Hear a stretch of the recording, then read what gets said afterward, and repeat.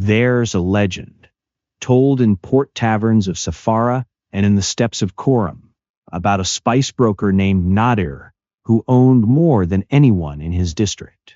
His vaults held saffron and silver. His kitchen never went cold, yet every dawn he rose with an ache under the sternum, as if someone had scooped out the center of him and stitched the skin back neatly. He tried new pleasures, new foods, new entertainments, but the hollow only grew louder. One night, trembling with a hunger no banquet could touch, he followed lanterns beyond the city wall and found a mendicant warming over a small fire. No pack, no coins, no bread. "Why am I starving in abundance?" Nadir asked. The mendicant stirred the embers and said, "Because you have never been empty enough to hear what you truly crave." That sentence struck like flint. In our age, fullness is a religion. Fill the calendar, fill the feed, fill the stomach, fill the silence. The elders taught the opposite. Subtraction is the doorway. Tonight, we enter. The mendicant's name was Sirin, a watcher of hearts who traveled where crowds thinned and the sky grew honest. He did preach. He offered a practice. "Stay," he told Nadir, "and we will fast, not to suffer, but to make room." Nadir laughed at first. He had bought every solution money could purchase. But Sirin asked a different question. "When you feel the ache, what do you reach for?" Nadir answered like most of us do. Noise, sweetness, scrolling, errands, opinions. Anything that keeps the inner emptiness from speaking. Sirin nodded. "Then your hunger is the problem. It's a messenger you keep drugging." He explained the old logic shared by mystics and psychologists alike. The psyche is a vessel. If it's packed with constant consumption, nothing new can enter. No insight, no meaning, no contact with the deeper self. "You think you are starving," Sirin said, "but you are actually drowning." That night he gave Nadir a simple rule. No food until sunset, and no distractions until the mind stops bargaining. No music, no gossip, no bargaining with the ache. Only firelight, breath, and the raw sensation of wanting. "This," Sirin whispered, "is the first gate of the work, emptiness without escape." The first day was not mystical. It was mechanical. Nadir's body complained like an offended employee. Headaches, irritation, a clock-ticking obsession with the next meal. But the stranger part was the mind. Without its usual sedatives, it began producing arguments like a courtroom. "This is unhealthy. This is pointless. You have work to do. You deserve comfort."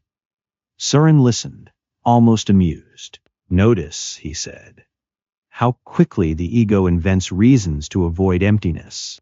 By the second day, the hunger moved from the stomach to the thoughts. Memories surfaced with no invitation. A childhood humiliation, a betrayal he never digested, a quiet shame he disguised with success. Nadir wanted to run back to the city, back to his warehouse, his constant motion, his purchased identity. Sirin stopped him with a parable. "A man keeps his house lit all night," he said, "so he never has to see what gathers in the corners. But darkness is not the enemy. Avoidance is." Jung would later give this corner a name. The shadow. Everything we reject, deny, and bury, including the parts of us that could have been alive. "Fasting," Sirin said, "turns the lights off, and what you've avoided starts to breathe." Nadir began to understand the paradox. The ache was not caused by lack of food. It was caused by a life built to never meet himself. The hunger was opening a sealed door, and behind it, something waited. On the third evening, as the sun thinned into copper along the horizon, Sirin spoke of an older language, the language of alchemy. "Before gold," he said, "there is blackness." The adepts called it NIGREDO. the stage where matter decomposes, where structure collapses into formlessness. In the laboratory, metals were reduced to ash. In the psyche, certainty is reduced to doubt. Fasting, Sirin explained, is the NIGREDO of the soul. When the body is denied its constant fuel, it turns inward. When the mind is denied distraction, it turns downward. Nadir felt it now, not drama, but density. A heaviness in the chest, a grief without a clear story. He realized how much of his life was built on accumulation. Titles, flavors, applause. But alchemy begins with subtraction. You have polished the surface, Sirin said gently, but never dissolved the core. Jung described this as the collapse of the persona, the social mask that keeps life orderly but shallow. Without the usual reinforcements, Nadir sensed the edges of that mask softening. Who was he without his wealth? Without his appetites? Without his constant doing? The questions felt dangerous. But Sirin only added wood to the fire and said, "Stay in the darkness. Gold cannot be rushed." By the fourth day, hunger stopped shouting and began whispering. The sharp panic softened into a steady, watchful awareness. Nadir noticed something unexpected. Beneath the irritation and cravings, there was clarity. Colors seemed cleaner. Sounds carried farther. Even silence felt structured, almost architectural. Sirin explained what the ancients intuited long before neuroscience named it. When the body shifts into a different metabolic state, the mind follows. The constant fog of indulgence lifts. The narrative voice of me and mine quiets. What remains is attention itself. But clarity is not comfort. With the noise reduced, Nadir saw the machinery of his habits. How boredom triggered indulgence. How anxiety demanded praise. How loneliness disguised itself as ambition. Jung would call this confrontation with the autonomous complexes. The hidden patterns that run our lives while we believe we are choosing freely. You thought you were hungry for food, Sirin said. But you were hungry for distraction from yourself. This was the second gate, not deprivation but exposure. Fasting had become a mirror, and what it reflected was not evil, but unfinished. That night, Sirin told a story from the old desert caravans. A falcon, bred for the open sky, was once kept in a courtyard by a kind merchant who feared for its safety. He trimmed its wings so it would not fly too high. He filed its talons so it would not injure itself. "Look how protected you are," the merchant said. The falcon forgot the wind. It learned to peck like a chicken. Sirin looked at Nadir carefully. This is what comfort does. It trims the wings of longing. In Jungian language, this is the domestication of instinct, the exile of the archetypal forces that once gave life direction. We call it maturity. We call it productivity. But often, it is merely containment. Fasting reverses this quiet mutilation. When you stop feeding every impulse, a deeper impulse awakens, the one that was not designed for the courtyard. Nadir felt it then. Not a craving for sweets or praise, but a vertical pull, as if something inside him remembered altitude. The hunger was no longer horizontal consumption. It was ascent. On the sixth day, the real trial began. Not physical weakness, but confrontation. Without the rhythm of meals and transactions, time stretched. In that widening space, images surfaced uninvited. A partner he had betrayed for profit. A friend he abandoned when status required distance. A younger self who once loved poetry before he chose efficiency. This was no mystical vision. It was reckoning. Sirin did not interpret. He only said, "When the vessel empties, what was sediment rises." Jung described this as the activation of the shadow, not just aggression or shame, but unlived life. the talent sacrificed for approval, the tenderness armored for survival. Nadir felt an urge to eat, not from hunger, but from discomfort. He understood something crucial. Consumption is often anesthesia. We eat, scroll, speak, and purchase to silence what wants to be integrated. Stay, Saren said softly. Do not turn this into another escape. And so Nadir sat before the fire, meeting parts of himself he had paid to forget. The fast had become initiation. On the seventh morning, something shifted. The hunger was still present, but it no longer felt like an enemy. It felt clean, transparent, almost luminous. Nadir realized the ache beneath his ribs had changed character. It was no longer demanding to be filled. It was inviting him to listen. Saren spoke of a principle older than any single tradition: annihilation before renewal. In Sufi language, this is fana, the soft collapse of the ego's illusion of centrality. Not destruction of personality, but the surrender of its tyranny. Jung would describe this as the decentering of the ego complex, allowing the deeper self, the organizing totality of the psyche, to emerge. When the constant input stops, the ego loses its throne. It cannot distract, cannot dramatize, cannot inflate itself with activity. It becomes porous, and through that porosity, something wider breathes. Nadir noticed he was less reactive. Thoughts passed without sticking. Emotions rose and fell without immediate action. The space inside him was no longer frightening. It was fertile. Now, Saren said, you are empty enough to receive. With the ego quieter, Nadir began to perceive something subtle but undeniable, a background presence beneath thought. It was not a voice. It was not an image.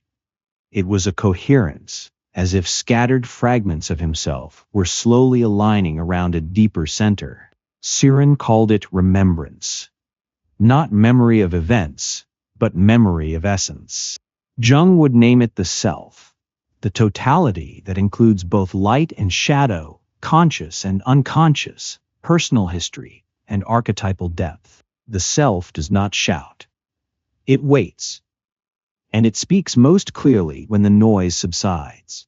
For the first time, Nadir sensed that his life had not been driven by desire, but by avoidance. His ambition had been a defense against emptiness, his indulgence, a distraction from grief, his productivity, a shield against silence. Fasting had not given him something new. It had removed what was excessive. In that subtraction, alignment emerged.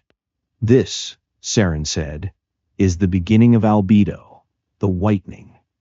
After the blackness, clarity. Clarity did not arrive as ecstasy. It arrived as simplicity. On the 10th day, Nadir noticed he no longer rehearsed conversations in his head. He no longer imagined future praise or defended himself against imaginary critics. The mind, deprived of constant fuel, had slowed to a natural rhythm. Saren explained that this stage is often misunderstood. People expect visions. Instead, they encounter sobriety. In alchemical terms, after NIGREDO comes ALBEDO, the washing away of excess projection. In psychological language, the projections withdraw. We stop blaming others for what belongs to our own unconscious. Nadir saw how often he had accused the world of being empty, when in truth he had been overfilled. Overfilled with noise, overfilled with roles, overfilled with borrowed desires. Hunger had burned through illusion. What remained was not mystical spectacle but presence. You are tasting freedom, Saren said. Not the freedom to consume, but the freedom from compulsion.